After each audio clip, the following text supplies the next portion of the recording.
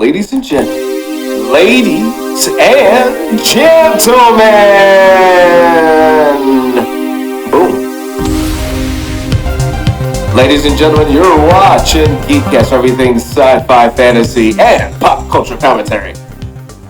So, you guys were talking about a film, and I'm just gonna sit back and just, should I watch this or not? I'm Seven, this is Corey, and we got Drew. And what is the film that you guys were discussing? It's a show. Cyberpunk 2077 Edge Runners. Okay, now that's based on a game, correct? It's based on a video game. There's a whole tale in of itself about how that game operates and fandom and stuff. Okay. But I got into the show. I've never played the game. I only know the show. Okay. To make it a little more current, because otherwise the folks is just going to look like me and Corey disagreeing about a show that came out at least a couple years ago. It did get picked up for a season 2. Okay. I confirmed it just now looking it up. Okay. That Edge Runners will be getting a season 2, not necessarily connected to the characters that we followed in season 1, but still taking place in that same world. So there's that. But that being said, while I love the show, I think it's great. I'll start there. I think the show's awesome. I think it's a great portrayal of like crime noir and like cyberpunk stuff. It's in the name, but that's because it's from the genre, cyberpunk. It's great dystopia stuff. Mm-hmm. And when it comes to the characters think of Edge Runners is how I pitch you on, even though we're going to spoil the hell out of this for you, Seven, because for us to have this discussion, we got to spoil stuff. Think Scarface if Tony Montana grew up like in the year 2077-ish, or the 2060s or something, right? It's the come-up story of a villain. How one goes from just being a destitute member of society, a low fringe, a poor, one of the poor folk, the have-nots, and how does one descend into villainy, really, is at this thing's core. He meets other characters. Some you love, others you hate. The one I hate seems to be the one that Corey's the most about trying to protect. So I'm very nicely going to have to just decapitate this chick online in front of him. One piece. Never. I will protect your neck. Man, then I guess I got to cut through 2 people. That sucks, but hey, so be it. But Lucy is a character who, David, those of you who haven't seen it, those of you who have, this is your crash course on it. Lucy is a heel who David meets early on. She tries to rob him first. When that fails, he has what's called, basically, what is it called? The Sandivast? Yeah. Sandivastan. Yeah. They call it the Sandy for short. It's a mod. This kid is poor. His mom was a nurse. She dies this very messed up death during the crossfire of a gang war between, the gangs and one of the companies, I guess like the corpos, they call them. Mm-hmm. They're the upper echelon who treat people like crap. The mom dies. She gets burnt. She dies. The system doesn't care. They kick the kid out of his apartment. He's just in a real bad spot when he's on this whole trek to villainy thing. He meets up with this chick who basically, the most basic of basics, gets him involved in the gang game, sure. But it's some of the grimiest stuff I've ever seen, and it's stuff that I just kind of deem to be unforgivable. I just kind of deem it to be unforgivable, and how she goes on to treat this character, in my opinion, is exploitative at best. Exploitative at best. I don't care that she showed him special little knickknacks from her girlhood, but I showed you a dream that I had. Therefore, me screwing you over and almost getting you killed is perfectly fine for some reason. Because a girl did it to you, therefore it's okay. Corey, your take? My take? All right. So, this is how I would describe the show. Mm-hmm. First off, if you can imagine Ghost in the Shell and Akira, if they had a baby, it'll be Grand Theft Auto. That's pretty much how this show runs. So you're following David's descent into villainy. He's fighting in school. He's all about drugs and illegal hacking. His mom does die an illegal death because she wanted him to go to this elite school.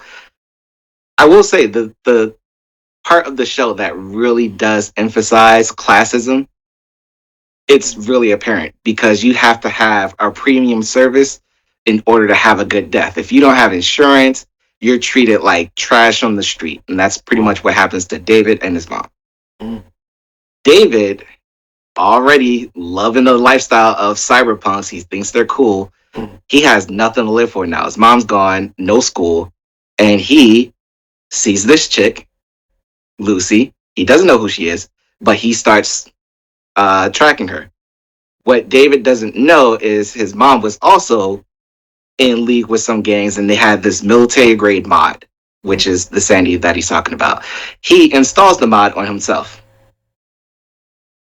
They start doing villainy because he needed money, and they run into each other.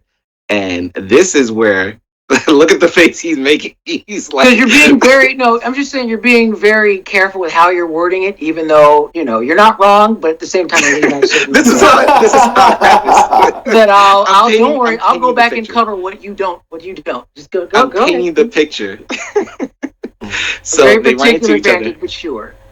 They run into each other, and she notices that he has the Sandy, and she's like, "Okay, what are you doing with this? Where do you want to go?" He's like, "I want to be a cyberpunk," and they get in leagues.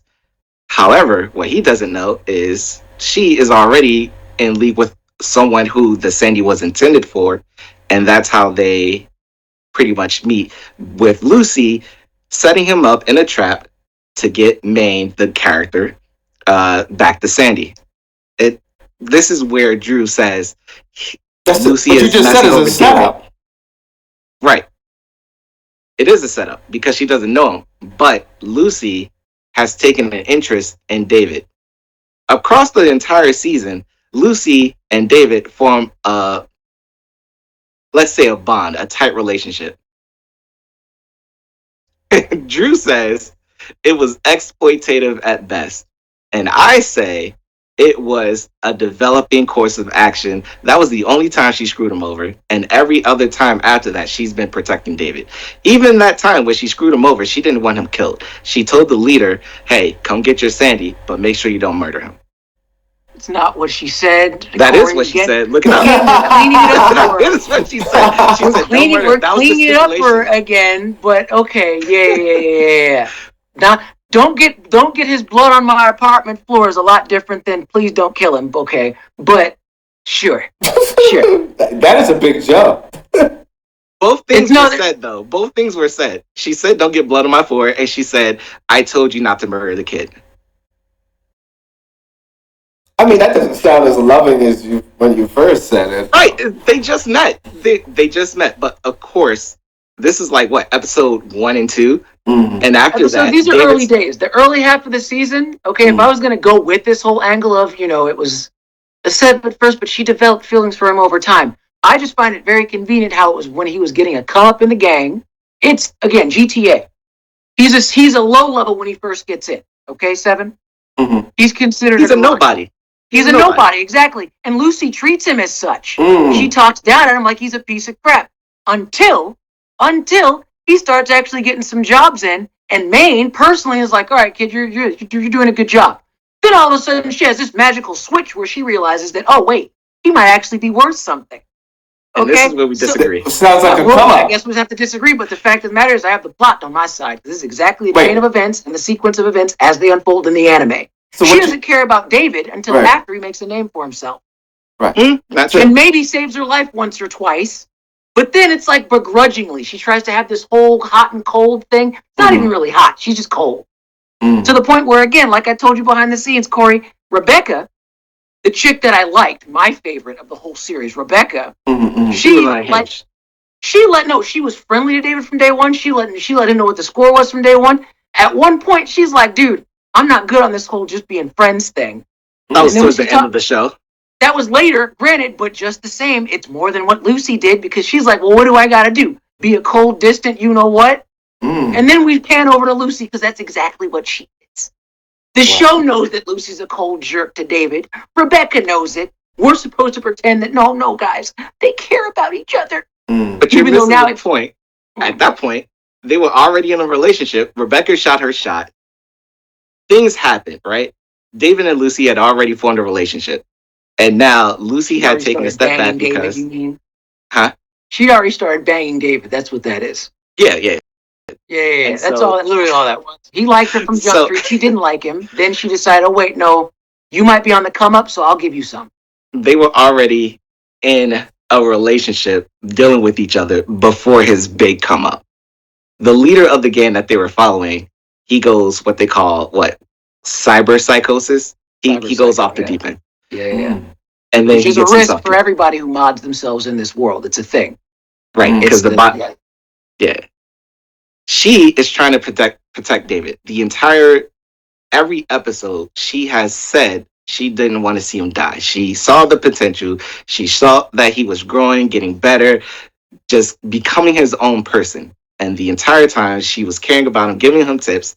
And everyone in the gang, from Mano to Rebecca to Kiwi to Pillar, everyone was like, she hasn't done this for everybody. What are you doing? We can see that you two have chemistry. They saw that the entire show. Drew is saying, no, she was only doing it to save her own skin. She was protecting her own interest, Corey. How is she protecting her own interest if she's going out of her way showing him the game? He was favored by Maine. He was in with the crew. Rebecca, you say like this like no one else befriended him. Rebecca was like his homie from day one. She introduced herself to him from day one. So did the brother. So did Kiwi. So did Dorio. So when you give Lucy star status for just being around being a surly jerk to him the vast majority of the time, she was more introverted than being when you say she gives him tips, I'm like, yeah, she's begrudgingly telling him how his tech should work while jogging, while insulting him and doubting him. And it wasn't until after the jobs are done to where, oh, wait, you can actually do these and not die. Let me give you some pom-pom. When did she die? Down. She was saying they were encouraging each other. Remember, that was their thing. He encourages her like a good little simp because that's how he's written. So she's I was waiting for that. She's This is that weird dingy dynamic of girl insults male character then compliments female character, and that's supposed to be a good conversation. It's not. It wasn't like yes, it was. Drew was portraying it. Yes, it was. Go back and watch their interactions. Lucy's consistently a bitch until she mentally breaks. Until things go south, and then she's relying on him because he's the de facto leader of the gang. That's the only reason why she's vulnerable. The only time, even at that point, this was the big turning point of the show. At that point, she was definitely worried. She didn't care about anyone else except David. And you're skipping over that fact because even before then, when Pillar got killed by that other random psycho, they were taking care of each other. She was being targeted. David saved her. She saved David. It was a back and forth thing. They were saving each other. They were looking out for each other. And then they shack up when he becomes the leader. And you're saying that was a big come up for her. That was a big come up because it was Corey. That was. I'm saying even before then, they were already. They had everyone in the gang had noticed that. I'm not denying. Okay, I'm not denying that they saved each other. But I could say the exact same thing about Rebecca. I could say the exact same thing about Maine. I could say the exact same thing about Dorio. They all helped. They became a unit. What was so sad about seeing them all die was that it wasn't just Lucy and David's special moments. They became a unit because they freaking had to. They had to, otherwise they were going to die. So, it's that in many cases they were going to die or get kidnapped or whatever. So Lucy doesn't get some star status because she did what she was supposed to be doing. No, she went a step further. May wasn't like trying to sleep with the kid. Rebecca didn't really try. Dorio too. No one really tried. No one tried until after he becomes the head honcho, right? Because the time before that, it was him and Lucy. Lucy was the only one trying to get to know David on a deeper level. They were having more conversations than him and Maine. And Maine took him under his wing because of his mom. We keep trying to give Lucy phantom boost stats for traits that she doesn't actually exhibit or present or things that other kids don't even do. She doesn't. She consistently doesn't. She's like there. She begrudgingly works with him because Maine puts him on. Maine and David they facilitated that. She didn't see potential in him. She didn't say, hey, Maine, I think this guy could be good for our team. David was like, yo, dude, rather than you ripping this thing off of my back, what if I just work it off working for you guys? And Maine is like, you know what? That's not only a good idea, you're also Olivia's son. Because that was the contact. Gloria. But that was the thing. That before he even said that, he said, how are we going to accommodate his lack of material. I don't have my material. He wasn't going to rip his when they first met. He could have, and he would have under different circumstances. If David had said, I'm not giving this up," Maine would have been like, "Okay, then I just got to take it from you. Yeah. I don't want to, but I'll just." And Lucy wouldn't have thought about him twice after that, Corey. She'd have forgot all about him. She liked him from the jump. No, she had nothing. She didn't even facilitate him being part of the team. She had no interest in him being a part of the team. Yes, from point one, she had no interest in him. She did have interest in him. She didn't. She wanted to take him and then use him in a honeypot scheme, Corey. That's not liking someone. That's exploitation. That's exploitation. I tried to rob you and it failed. When I realized that you had the thing that my homies want, I almost got you killed. That's not liking someone. That's Klingon shit. Sorry. No, man. You're using the basis of how they met for her whole entire because it matters. That's how it starts and how it projected. Wait a minute. This goes almost, as much as I didn't see this, I mean, this kind of goes into a cultural problem. It does matter how you meet, and that's called a toxic relationship.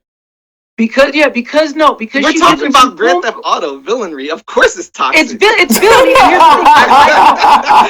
Here's the thing. I like how games. we holify. We make pure actions of degenerates. I love how Lucy's intentions were always golden in a world of thieves and villains.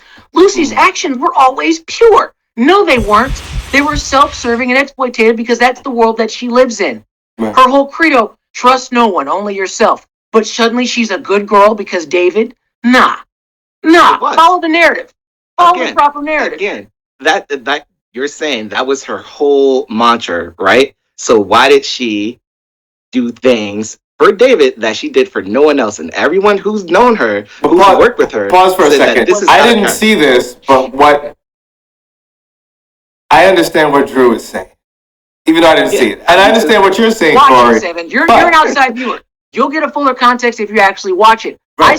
Maybe. All right, I'll give you this much. But pause for a second, because I don't think. I'm hearing both of you, so it's super interesting. It is a good show. It's a good one. It's a disconnect because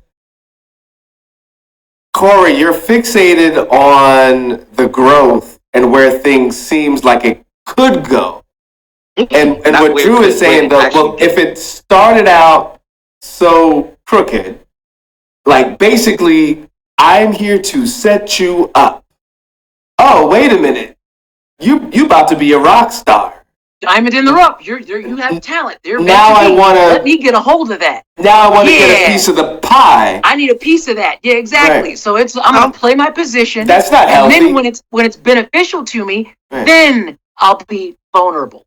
Now pause. Okay. So now what Corey's saying is that she's growing to like him. So you're thinking about the potential of what this character is receiving now that he didn't receive before. But I think it's also because Drew is also a writer. So he's like, well, if the core principal values of this character is trust no one, and they tried to basically get over on this person, why would you think the core values of that character would change unless suddenly benevolent? There was some sort of huge event to change the character. You know what I mean? A huge arc.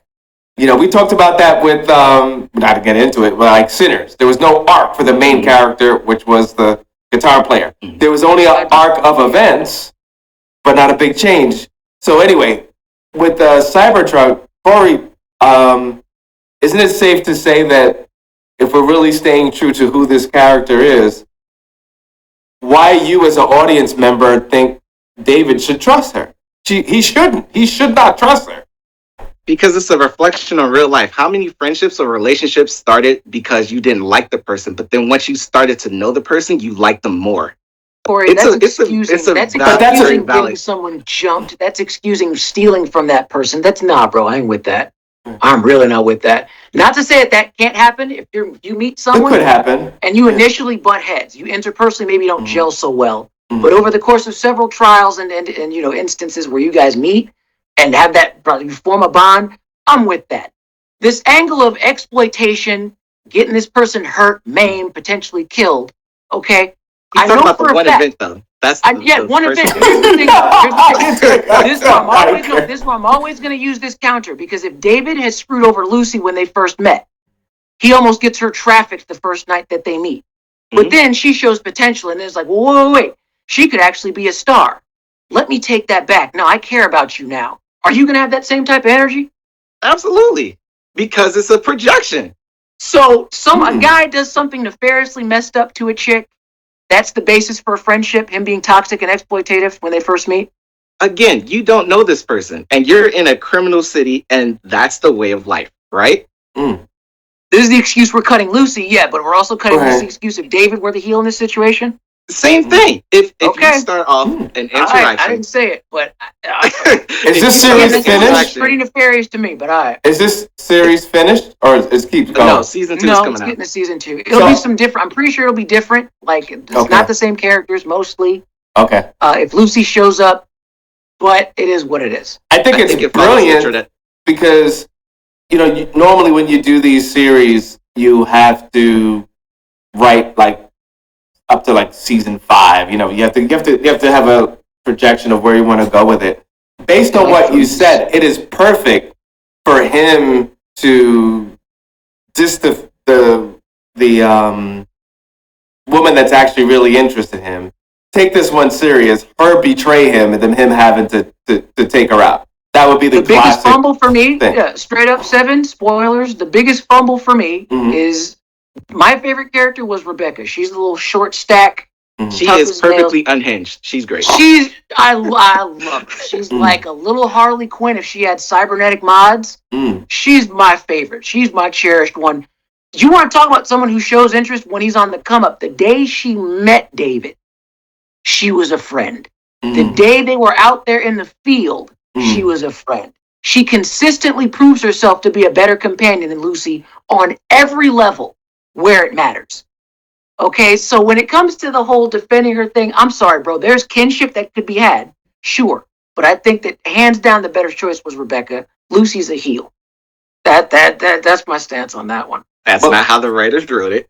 Well, the writers wrote it in a way where I just kind of hate that ending.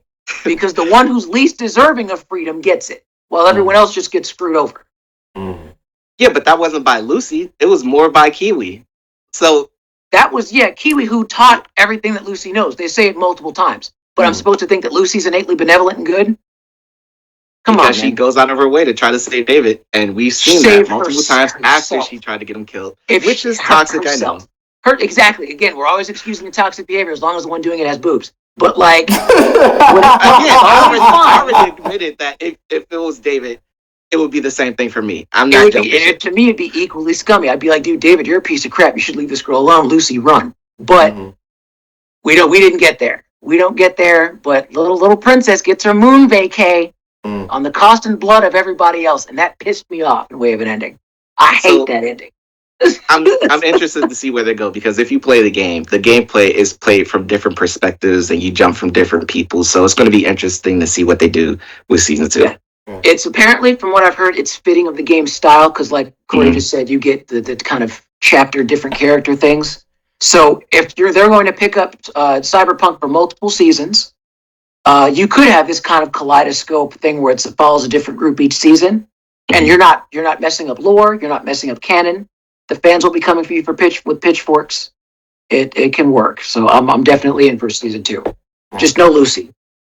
And I think the show is very well written. It's very well animated.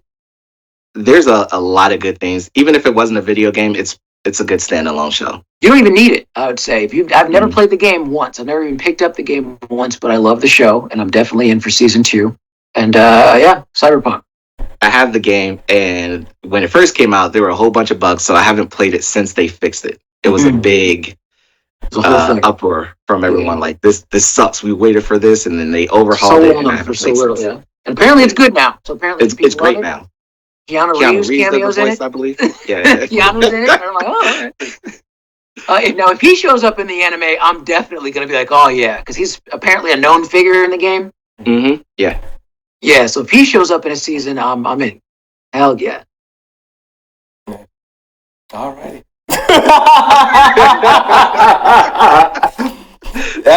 Yeah, okay. So now you gotta watch it. Check it out, Seven. Yeah. Retroactively, man. Check it Tell out. me how y'all really feel.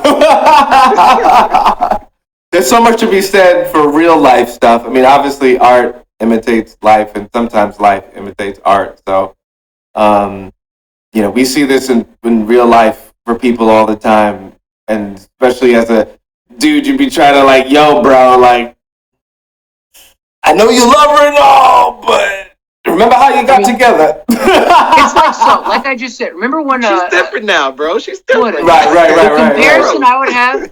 Remember I said it was Scarface, right? Sci-fi Scarface. Mm-hmm.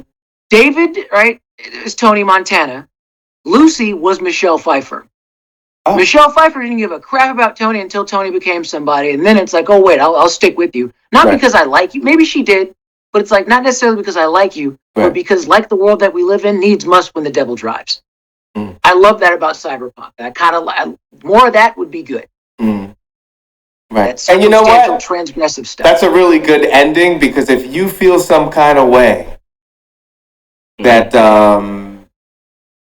she ended up on a vacation on the blood of other people, like, that's good. Like, you should be so you want her to get her what's coming to her in the next installment. The other thing, he doesn't like how David sacrificed himself for her to get to him. Hate that. I hate it. But it went along with the show. The show only had one trajectory. It had to go that way. And he was going to I'll give you that. He was going to crash out regardless, but I don't think that should have been for her sake. She's not worth that. When it comes to be fair, Sam, a little bit fair, because it's noir at the end of the day, right? Mm-hmm. There's the whole cyber psychosis angle. Mm-hmm. Now, everybody has mods, right? David has his, Maine has his. Everybody's modded up to some degree, and it's a risk for everybody that has these implanted in their bodies. Wow.